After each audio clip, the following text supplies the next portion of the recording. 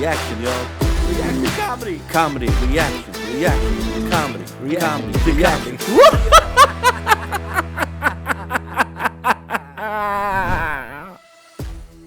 Good evening, everybody. How you all doing tonight? Welcome to another episode of Reaction to Comedy.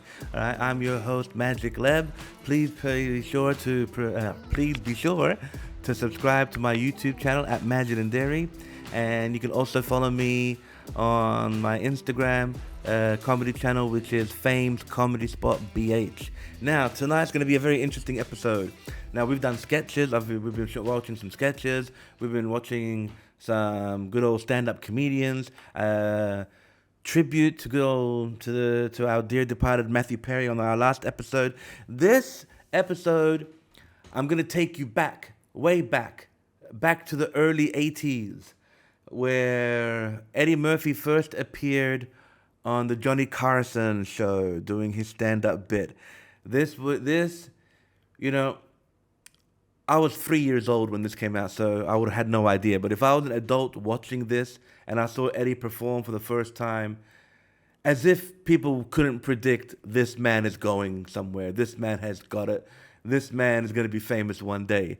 Because everything you need to know was shown with Eddie Murphy. It was like truly amazing. You know, one of the things that I've learned about being a stand-up, especially if you're a newbie and you're performing for a real crowd, like a real crowd like a Johnny Carson crowd, or even a crowd like at a big theater, you know,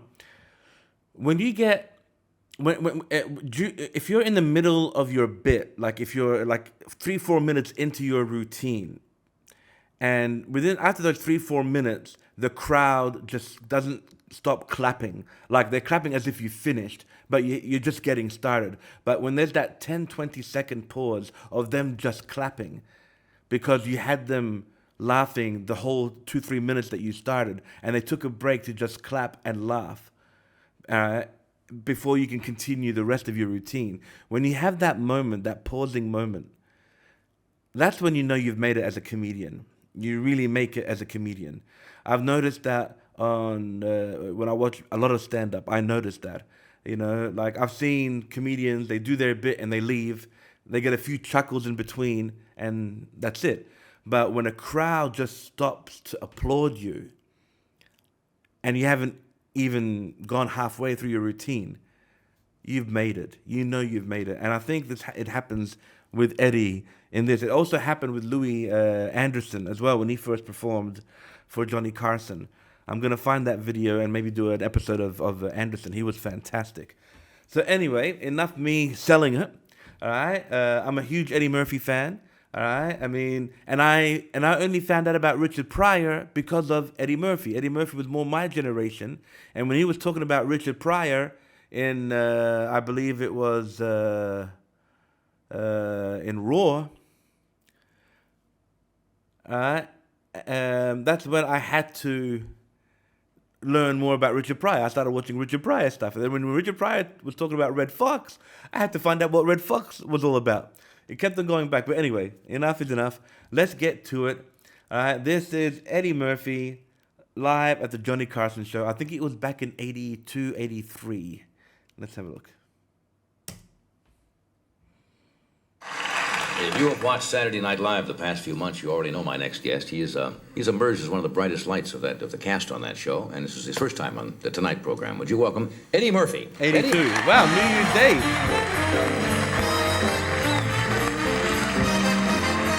Look how young. Thank you. Shut up. I've been in, this is nice, California. I've been out in here for about 3 days. If anybody see me walking around, I have to explain. I had the same suit on for 3 days because I like this suit. I bought it from the catalog, and I enjoy it. You ever see those guys modeling clothes in catalog? Ever see those guys doing the same thing in their suit? Every time I put on the suit, I gotta go like this.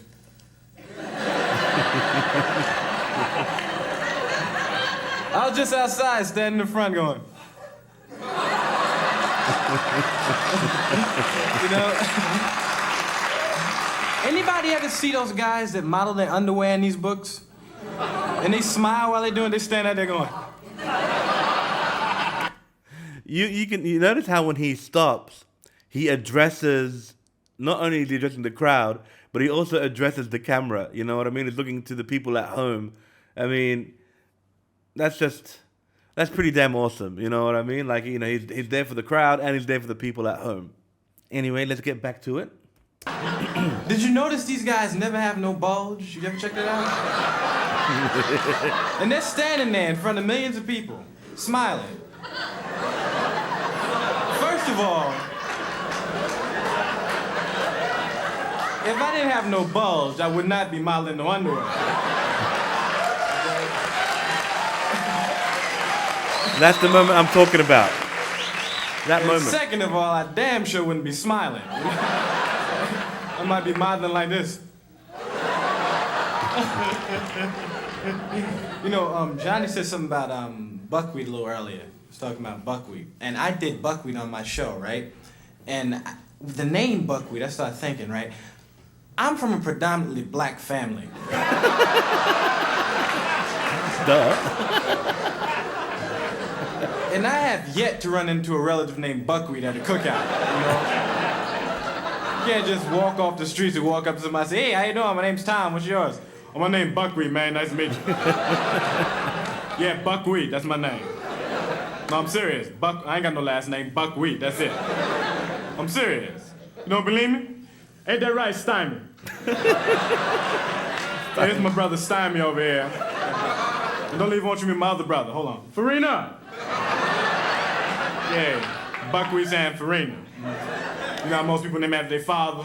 Me and Farina was named after their father's favorite breakfast. Buckwheat and Farina.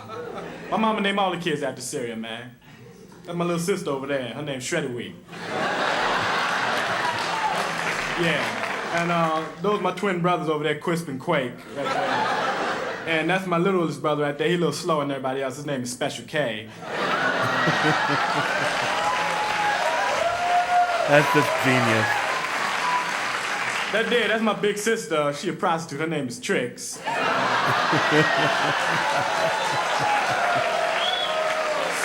Stand next to her is my big brother. He's homosexual. His name is Lucky Charms. You might know. That's just genius.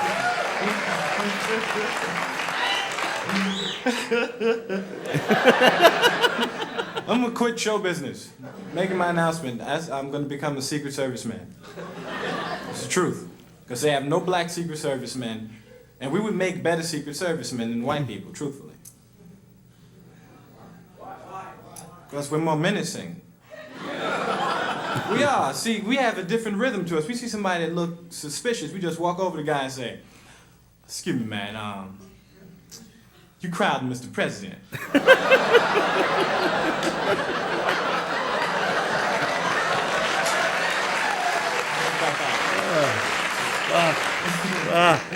Then I'm gonna run for president, because we haven't had any black presidents lately either, have we? Somebody black should run. It'd be different. There's nothing to lose. It'd be fun, man. It can't get no worse than it's been the past 100 years. I figured, why not take the risk? Everybody's afraid to run, though, because they know that even though it's 1982, it's still a risky business to be the first black president. You know, you have to give speeches like this. My fellow Americans, as the president up here, we the people must get together and join hands. Oh, you watch these people over here? I don't think they're too happy about this. He won't stand still. He won't stand still. The black dude in the back going, hey, that ain't funny. I'm kidding, I'm not gonna quit the business. I'm having fun. I bought a new car recently. I ain't gonna say what kind of car it is, but in 82 the cars talk. Did you know that anybody get a new car recently? The cars speak to you. If you leave your lights on, the car will say, ding, lights are on. And that's bad, man. I leave my lights on purpose when I take a girl out. I get out the car and say, lights are on. The girl said, did your car say something? I say, yeah. But I bought my car from like a black dealer, so it got a different rhythm to it. You leave your lights on, the car say, hey man, you left your lights on. I said the lights is on, man. Look at that character change right away. Damn, what, you blind and deaf? He went from like that girlish funny type to full on straight gangster. And then the applaud again, in between. So that's when you know you've made it. That basically is the only thing that changed. I still live in the same neighborhood with the new car, and it's kind of tough, man. The other day I got inside the car and put the key in to start it up, and the car said, "Say, man, somebody stole your battery."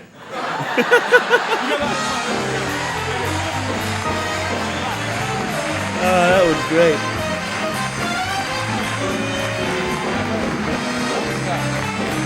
Little Johnny Carson time. That's funny stuff. Thank you. Yeah, let me do this. We'll come back in just a second. There we are. No, that was it. That was it. You know, I mean, this was, I didn't know it was on January 1st, 1982. Like, wow. New Year's Day.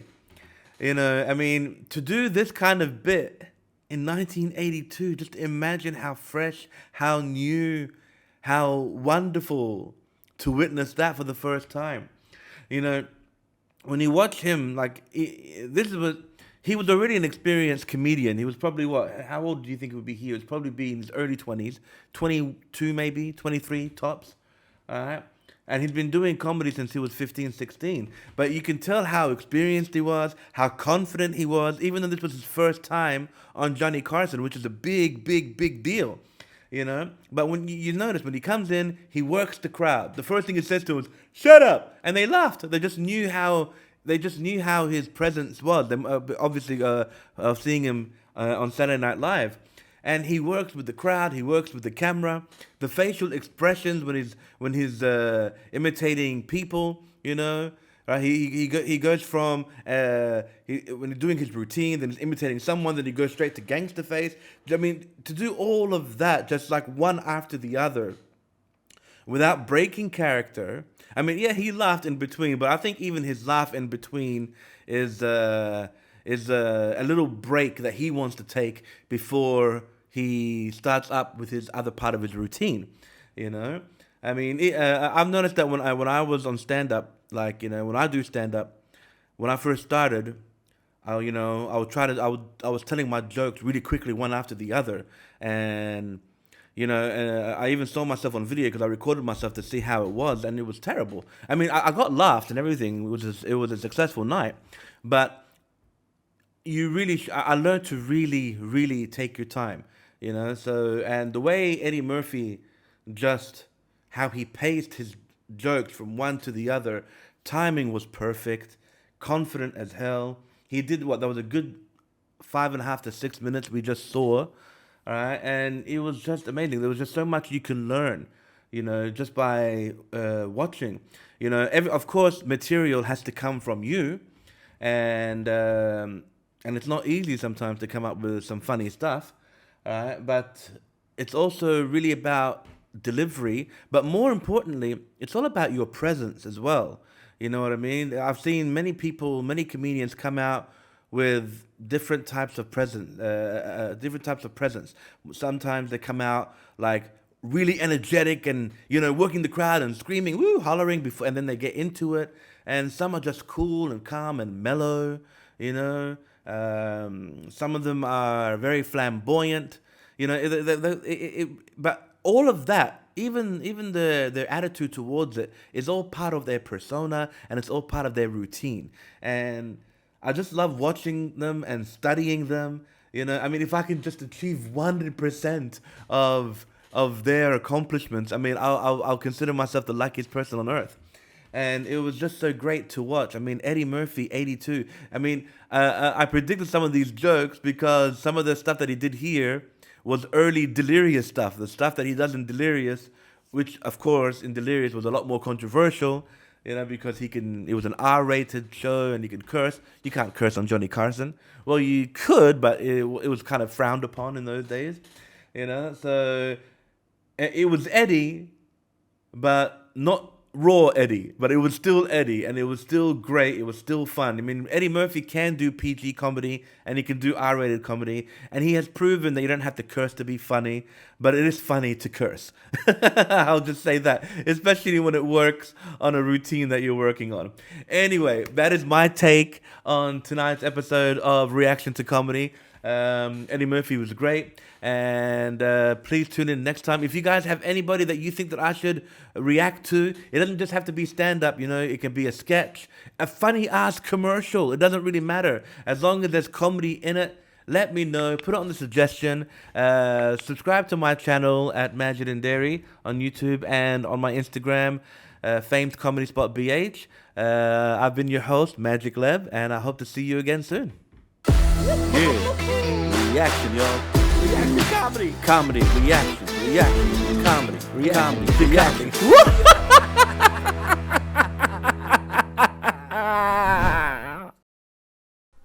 Yeah, I know you guys got my back. I'm more terrified of that white guy over there.